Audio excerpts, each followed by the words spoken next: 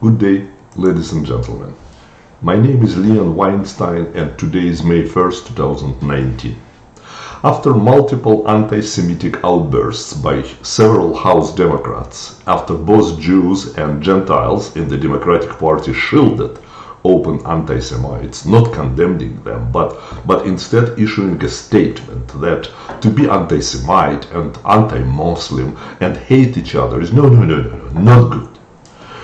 Something that members of Congress and general population of this country was supposed to know from the kindergarten. After all that, the season on Jews was widely open. The international edition of the New York Times published a poorly made caricature depicting a blind person and a dog on a leash. The blind person had Trump's face with a Jewish traditional yarmulke on his head, and the dog had the face of the Israeli Prime Minister Bibi Netanyahu. And for everyone to understand exactly what it is all about, this dog carried the Star of David on his leash. If you want to translate it into simple English, the New York Times just recently was depicting Trump as an anti-Semite, now was presenting him as a blind Jew led by the Jew dog Netanyahu. However, the Star of David wasn't yellow, as the one that Hitler, in Hitler's Germany, all Jews, including my relatives, were ordered to wear, but was yellow with blue, so it was totally different.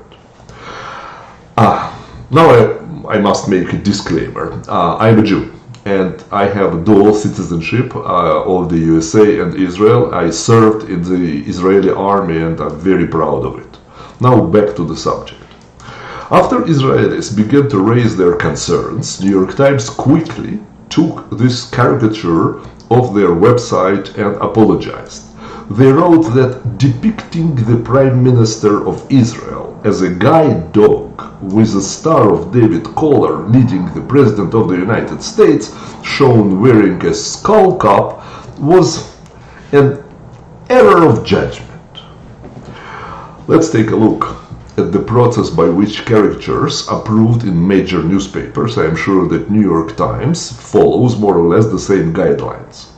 From that we can derive whose error in judgment it might be. First, someone had to create the caricature or spot it in another magazine or newspaper and bring to the appropriate department, thinking probably this is a good one exactly on the spot, right? Usually an editorial group or the head of the department evaluate, discuss and approve or reject any material. If approved, the company censor looks at the drawing in order to decide if it offends anyone, God forbid, in the way the publication doesn't want to offend him, her, them. Then editor that works on the daily edition supposed to sign off on each and every page of the publication. This was already the third person that made the decision that caricature of blind Trump led by a Jew dog to where the Jew dog wants probably Trump to go is a good material for the newspaper and is in tune with the newspaper's views and policies. But this is not the end. The night editor, who is responsible for the last modifications, supposed to check everything again and again and sign off on every page again.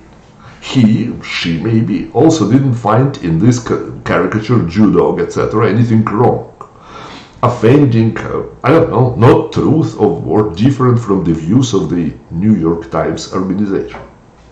What it tells me that inside of the New York Times exists a culture of hatred, not only toward Trump, Netanyahu, Israel, but also toward Jews. If at least 4 or 5 members of the editorial board didn't find anything wrong with the caricature, then they apparently think that Trump is, in truth, being blind, led by a Jewish dog with Netanyahu's face. They think that this is what is going on, that Jews lead blind Trump to whatever they Jews want. Looks like an ideal caricature for the times of pogroms in Russia and for the fascism in Germany. As a matter of fact, this caricature resembles me Nazi propaganda cartoon from 1940s that show a Jewish man on a leash leading British Prime Minister Winston Churchill around the globe. However, New York Times added that Jew is a dog.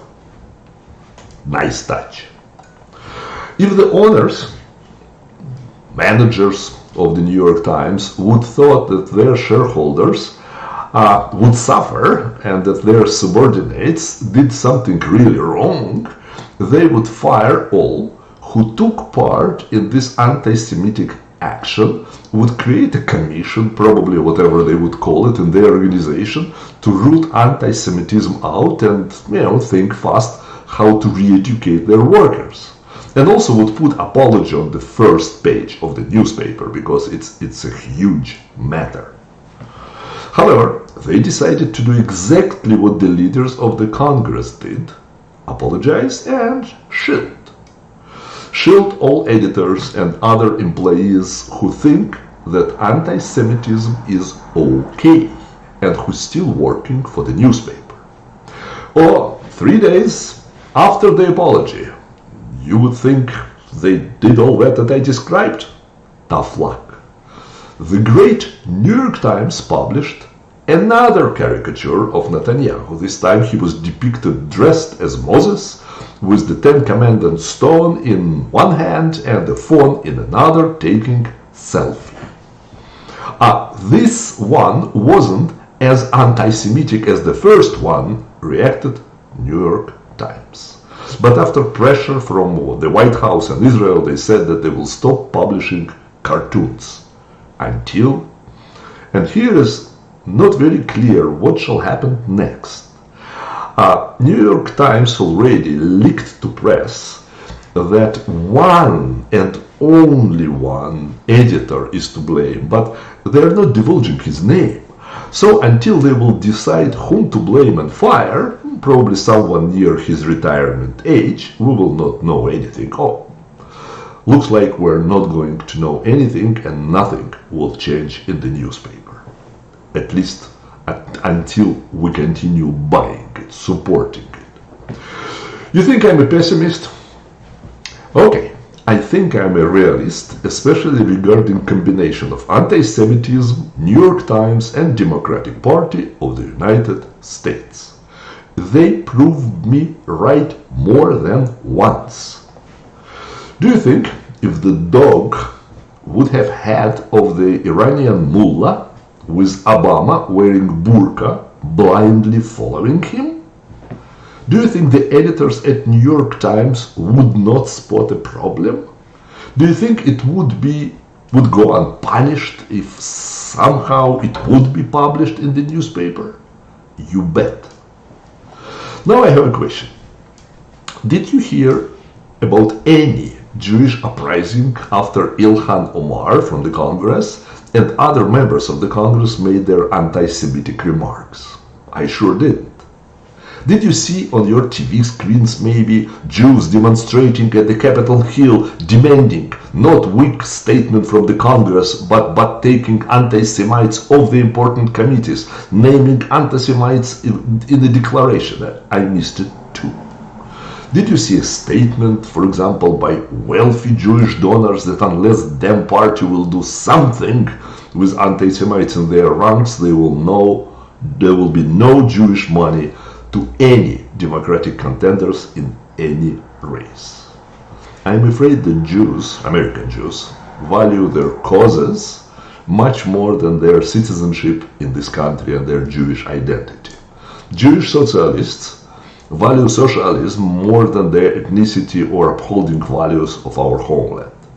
Jewish feminists value their cause more than possible pogroms of their brethren, even pogroms of their own children and grandchildren.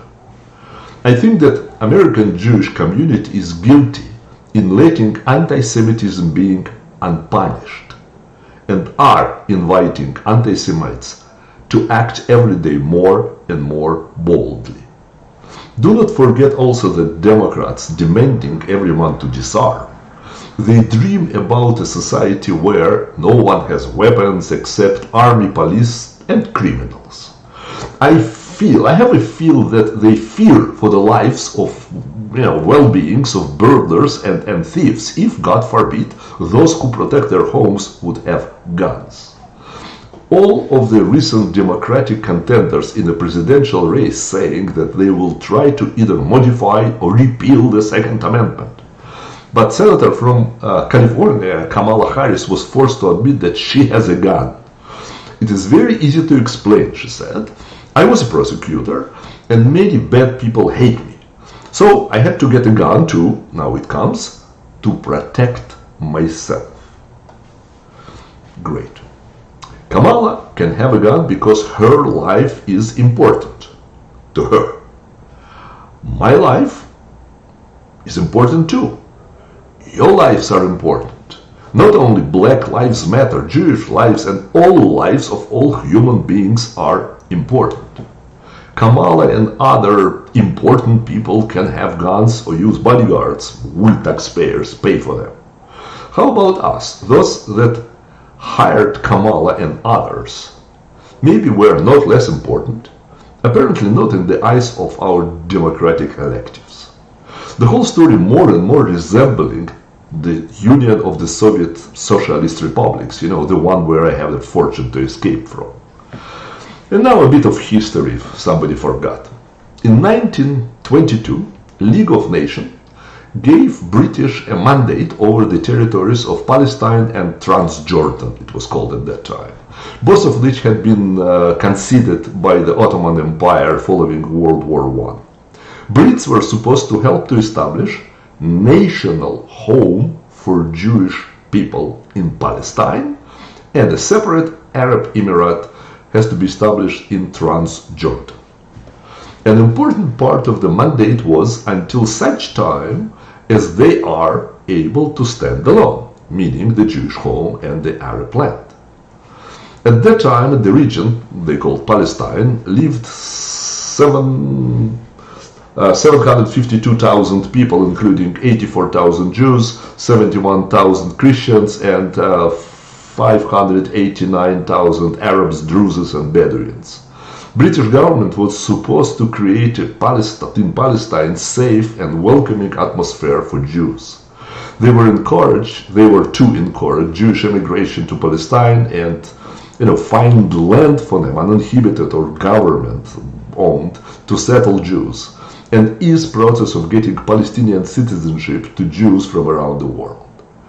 If Great Britain would do what they promised, there will be no Holocaust. Now let's talk about Germany for a second. In 1938, at the Evian conference, Hitler offered to 38 countries present at the conference to accept German Jews. At the beginning, Nazis didn't want to exterminate Jews. They wanted to get rid of us.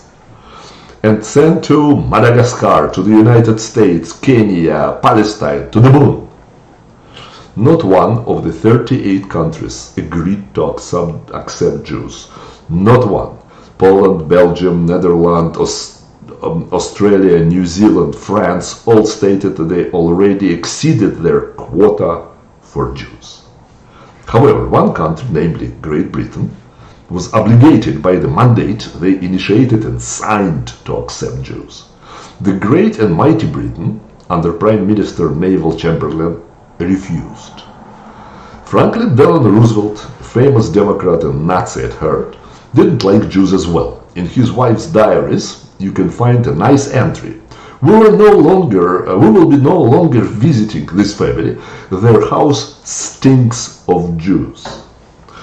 And the leading US newspaper, you guessed it, New York Times, attempted not to show Americans the genocide of Jews by Hitler, and not to let their readers know about concentration camps, gas chambers, mass murders. They posted several stories at the inner pages of the paper, but failed to be objective journalists and conveyors of truth and human values. After the end of the war, at a press conference, the owner of the paper at that time, Arthur Zelzberger, a Jew, answered a question about, didn't you feel sorry for your brethren? He said that I am not a brethren to an uneducated Jewish shoemaker from Poland. I feel much closer to Baron such and Prime Minister such and such. Sorry for not exact quotation. I'm sure I am very close to what he said, but not verbally. Who knows, maybe he also thought that it's okay to murder 6 million Jews. Very possible. Obviously, what was important to him is that he himself, his business and his family would not suffer. Period. During 5 years, Great Britain allowed less than 75,000 Jews come and settle in Palestine. At the same time, they encouraged Jordanian Arabs to move and settle in what was supposed to be the Jewish national home. Germans, Brits, French, together with Roosevelt and Salzburger, have their hands in Jewish blood, up to the shoulders. Maybe what we see now is a comeback of the feelings the owners and their employees had toward Jews during the World War II. They were hiding this hatred for a while, but when leaders of the Democratic Party signaled that it is allowed, they got out of their rat holes. Dear Jewish brothers and sisters, again and again, we stand alone. Look around. Look who is with us. 30 million evangelical Christians who believe that if God said Jews are his chosen people, then Jews are God's chosen people. He never said that it's temporary. He never took those words back. Evangelicals are our friends. I know many of them personally. They are our friends. We have another friend in the White House. Finally, he's helping us more than we could ask for. Thanks God. Trump is the head of the US foreign policy, not Obama, not Clinton, not Biden, not Sanders. Pray for his health and well-being for the next 6 years of his presidency. Pray and vote for him. Not only because he's good for Israel and Jews, but because he is against the world's worst disease in the modern history, called socialism. The same socialisms that killed 100 million in China, 40 million in Europe, I would say 70 million in the Russian Empire, and many more millions in Romania, Cambodia, Vietnam, Cuba, and the like. Socialism brings stagnation, kills, deprives, murder minorities, murder those that desire freedom. This is our enemy, my Jewish and not Jewish brothers and sisters. Not the president who wants Americans and all who wish us well to live prosperous and save lives. And he is opposed to the boycott of Israeli goods and services. However, I shall say that those who participating, sponsoring and encouraging this boycott shall know that there will be many things they will not be able to use. If they will really, not for political reasons or out of pure hate for Jews participating in this despicable deed. If they would really want to stop using Israeli products, then they will not be able to use drugs against Parkinson and multiple sclerosis that were developed in Israel. They will need to dump all flash drives from their computers to the garbage. It's an Israeli invention. They will not be using the best GPS system in the world called Waze.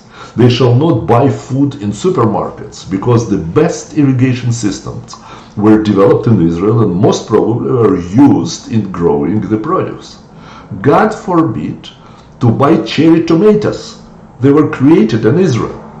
Millions around the world are using the Israeli-made capsule with camera, allowing doctors to see what is going on in the patient's digestive tract. Anti-Semites demand not to use it for your diagnostics. Do not use Viber. Do not leave messages on any voicemail. Voicemail's programming was developed in Israel.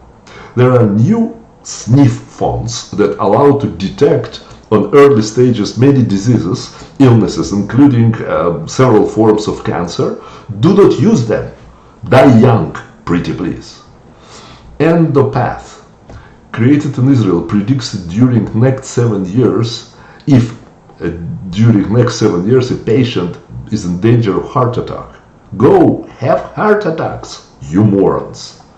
Take off your computers all Intel premiums and Celeron processors. Stop using any Microsoft program, stop using Facebook, drop video on demand, and stop using any smartphones.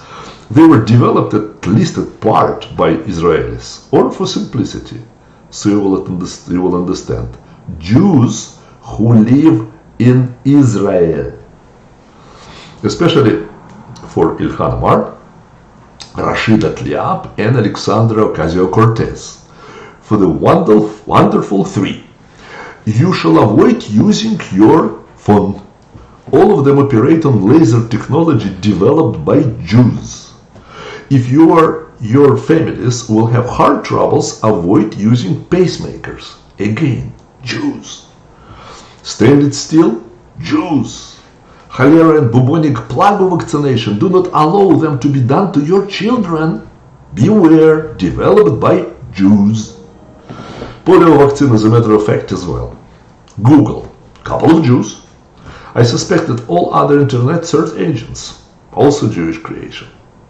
Do not touch jeans, lipstick, ballpoint pens, contraceptives, instant coffee, television remote control, traffic lights. Please drive through, do not stop. They're all Jewish invention. I can continue, but listing all inventions that Jews created that changed the world and our lives is probably endless. I dare you, anti-Semites and liberal progressive socialists who boycott Israel and who didn't demand, and the ones who didn't demand immediate punishment to those who commit crimes against humanity by promoting anti-Semitism. I dare you stop using, as you yourself proclaimed many times, any Israeli products. And try to avoid anything created by Jews. It is contagious. But I know you. You are all words. Words and hate. Ask mercy from God while you can, because if God exists, then we are His chosen people. Thank you, my friends, for listening. Do not sit on your hands, do something. It is called self-preservation. Act. We are not German Jews on 1930s. Progressive socialist Joseph Stalin disarmed Soviet citizens. National Socialist Adolf Hitler disarmed German citizens. In Venezuela, their liberal and progressive socialist government also disarmed citizenry. You know the results. I'm heading for a store to add guns and ammunition. And if someone thinks that Jews will give up our weapons, they are really stupid. We all know 6 million Jews without weapons. Holocaust. 6 million Jews with weapons. Israel. Can you imagine that United Nations order Israel to surrender their weapons and tells them that United Nations will defend them from Arabs? You want my weapons? Come and take them. Thank you. Goodbye.